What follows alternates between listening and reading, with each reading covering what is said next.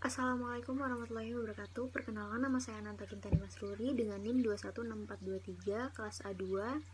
Kali ini saya akan mempresentasikan mengenai kelayakan bisnis tourism finance dengan dosen pengampu Sri Wahyuni.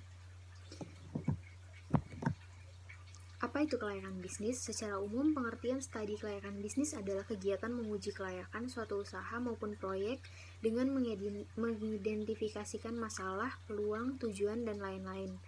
Hal ini sebetulnya dilakukan untuk membantu pengusaha mengambil keputusan tepat serta menghindari kerugian yang besar saat menjalankan bisnis.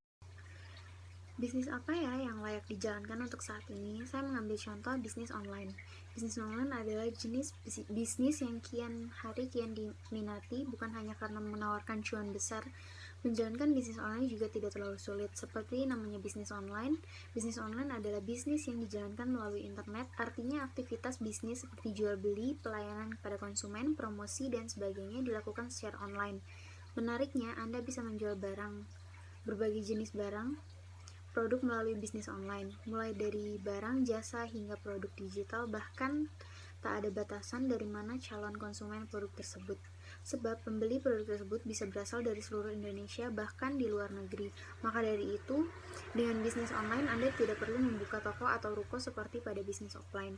Anda cukup menjalankan bisnis melalui website, toko online, media sosial, atau marketplace. Anda juga bisa mengelola bisnis tersebut dari rumah atau dimanapun Anda menginginkannya. Alhasil, Anda tidak perlu mengeluarkan banyak modal untuk memulai bisnis online. Bahkan, ada beberapa bisnis online tanpa modal bisa dilakukan dan terbukti cuan. Sebagai contoh, bisnis online Anda bisa berupa menjual produk orang lain atau dropshipping.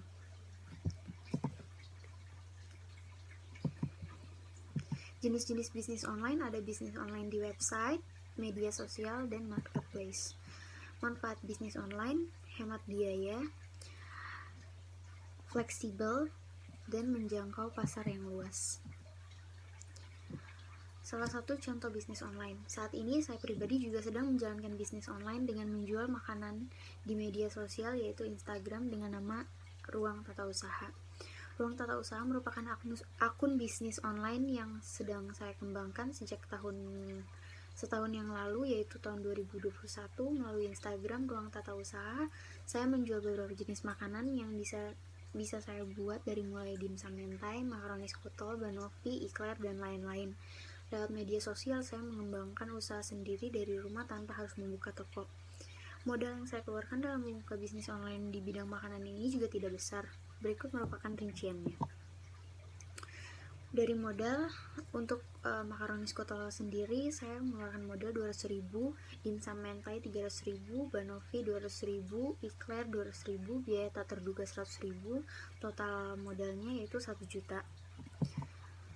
Harga jualnya untuk makaroni skotol saya jual 12.000 per pieces, dimsum mentai 30.000 satu porsi isi 4, banoffee 35.000 per pieces, ikhlaq juga 35.000 per pieces.